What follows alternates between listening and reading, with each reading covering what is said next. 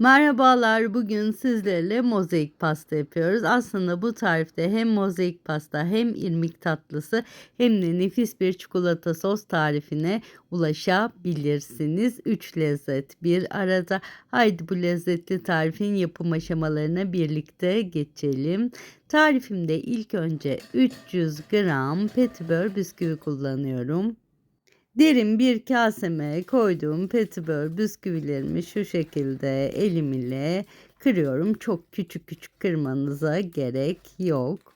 Tarifimizde 3 yemek kaşığı tereyağı kullanacağız. Şimdi tereyağımı bir sos kabıma alıp erimeye götürüyorum. Tereyağım erirken ben de şekerimi, 3 yemek kaşığı kakaomu, bir bardak sütümü bisküvilerimin üzerine ilave ediyorum. Şimdi tereyağımızı da erittik. Erittiğimiz tereyağımızı da şöyle bisküvilerimizin üzerine gezdirerek mozaik pastamızın harcını hazırlıyoruz. Tüm malzemelerimi hafif böyle kaşığımdan da yardım alarak eze eze karıştırıyorum. Ben bisküvilerimi eze eze hazırlarken siz de YouTube kanalıma abone olursanız bir sonraki lezzetli tarifte de görüşmüş oluruz. Tariflerim ile ilgili soru sormak isterseniz de yorumlarda buluşabiliriz. Lütfen fikirlerinizi benimle paylaşın. Gördüğünüz üzere mozaik pastamızın artık yavaş yavaş kıvamı hazır olmaya başladı.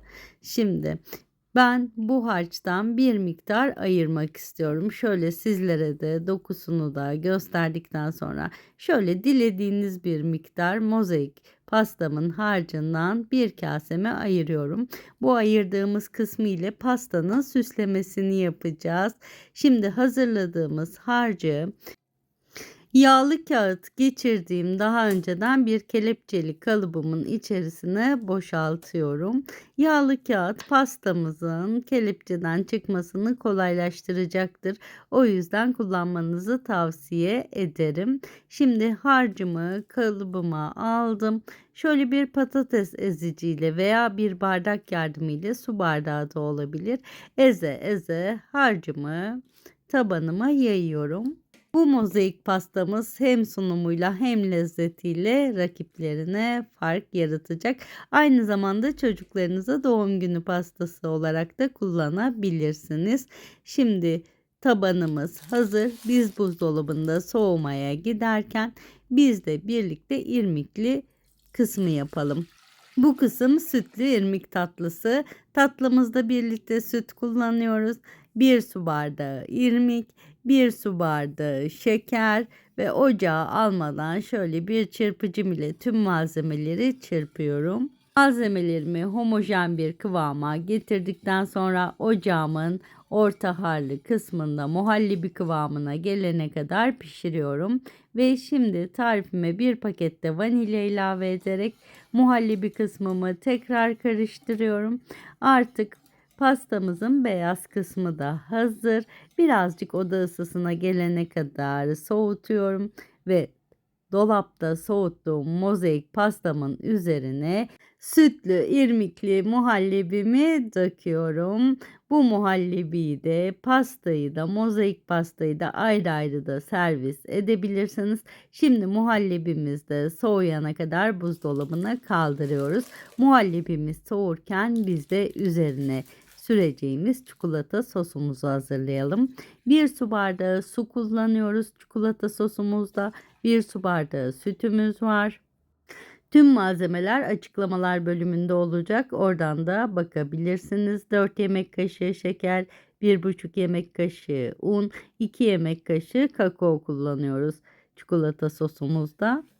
Bu çikolata sosu da istediğiniz her tarifte kullanabilirsiniz. Ev yapımı, akışkan, müthiş bir sos tarifidir ve hiç çikolata kullanmadan bu sosu hazırlayabilirsiniz kakao ile.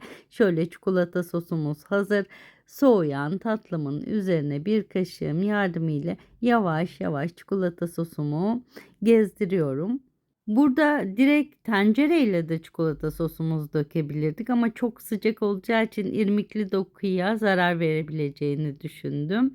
Biraz da soğutursam bu sefer de çikolata sos katılaşacaktı.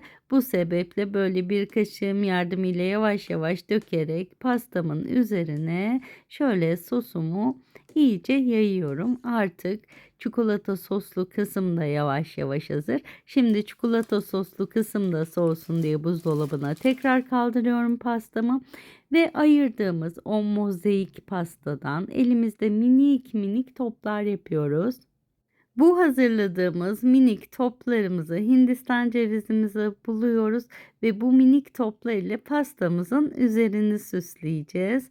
Şimdi bir tane daha birlikte yapalım. Şöyle o ayırdığımız mozaik pastayı elimle yuvarlıyorum.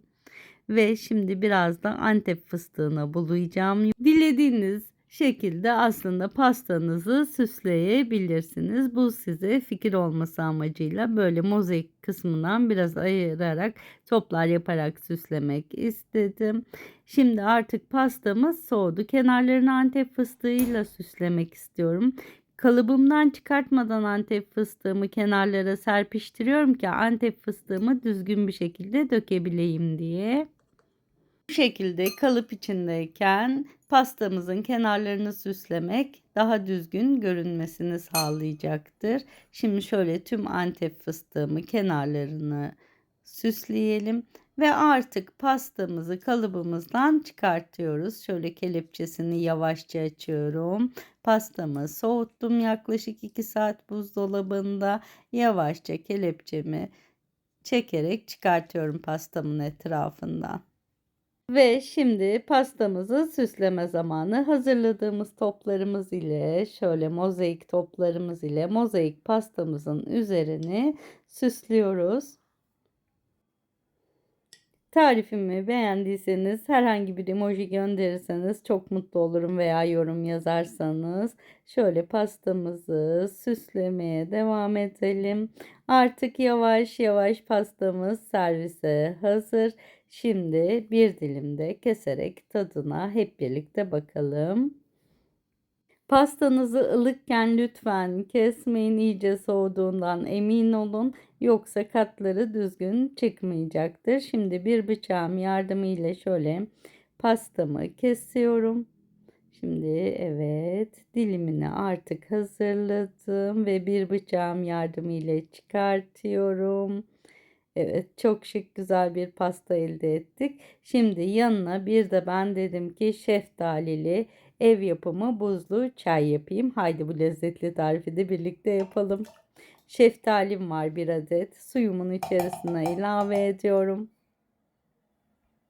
2-3 dilim limon parçam var. 2-3 dilim limonumu suyumun içerisine atıyorum.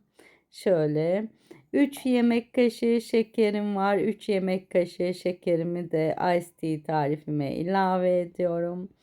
3 yemek kaşığı siyah çayım var. 3 yemek kaşığı siyah çayımı ve bir dal nanemi soğuk çayımın içerisine atıyorum. Tüm malzemelerimi şöyle bir karıştırıyorum bir karıştırıcım ile ve bir gece buzdolabında çayımı dinlendiriyorum. Bir bardağımın içerisine bir adet buz koyuyorum. Üzerine süzgeç koyarak soğuk çayımı süzerek servis ediyorum. Gerçekten çok lezzetli oluyor. Birçok meyveyle deneyebilirsiniz. Umarım bu bonus tarifimi de çok beğenmişsinizdir. Yapan, deneyen herkese şimdiden afiyet olsun, şifa olsun. Bir sonraki lezzetli tarifte görüşmek üzere. Hoşça kalın, sevgiyle kalın.